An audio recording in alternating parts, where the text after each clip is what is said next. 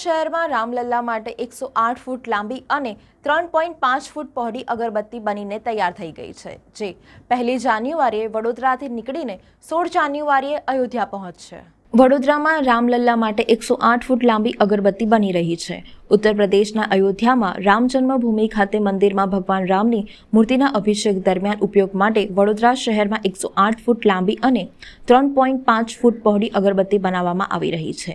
આ અગરબત્તીનું વજન 3428 કિલોગ્રામ છે। આ અગરબત્તી 110 ફૂટ લાંબી ટ્રક પર મૂકીને 1 જાન્યુઆરીએ રોડ માર્ગ થકી અયોધ્યા જવા માટે રવાના થશે। આ રથ 16 જાન્યુઆરીએ અયોધ્યા પહોંચશે। એક સાથે વડોદરામાંથી 150થી વધુ લોકો અલગ અલગ વાહનોમાં અયોધ્યા જશે। અયોધ્યામાં રામ મંદિરના ઉદ્ઘાટન પ્રસંગે સનાતન ધર્મ સમાજ અને ગોપાલક સમાજના વડોદરા એકમ દ્વારા આ અગરબત્તી અર્પણ કરવામાં આવશે। એકવાર પ્રગટાવ્યા બાદ 45 દિવસ સુધી અગરબત્તી સળગતી રહેશે।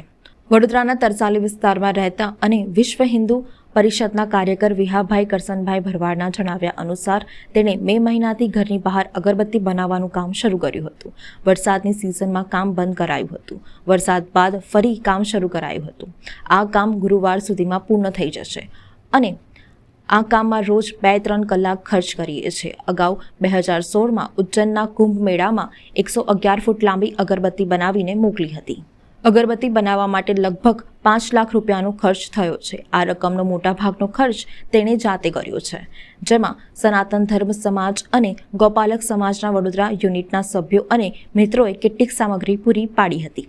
પશુપાલક અને ખેડૂત ભરવાડના જણાવ્યા અનુસાર અયોધ્યા સુધી અગરબત્તી લઈ જવા માટેનો ખર્ચ 30 લાખ રૂપિયા થવાની સંભાવના છે, જેમાં 5 લાખ રૂપિયાની અગરબત્તી તૈયાર કરવામાં આવી રહી છે। વડોદરામાં 110 ફૂટ લાંબુ ટ્રક ટ્રેલર અને તેના પર રથ બનાવવા માટે લગભગ 15 લાખ રૂપિયાનો ખર્ચ થશે।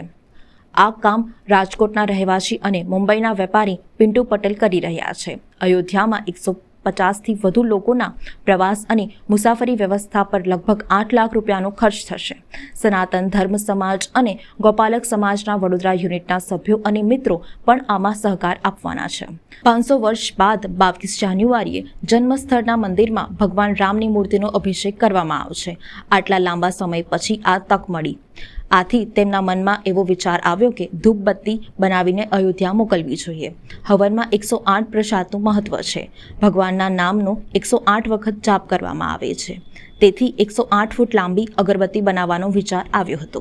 હવે જ્યારે મેં આ અખબારના માધ્યમથી ગયા વર્ષમાં સમાચાર સાંભળ્યા કે 22મી જાન્યુઆરીએ પ્રભુ શ્રી રામની પ્રાણ પ્રતિષ્ઠા થવા જઈ રહી છે રામ જન્મભૂમિમાં, ત્યારે મને વિચાર આવ્યો કે કેમ ગુજરાત તરફથી આપણે કંઈ ના કરીએ।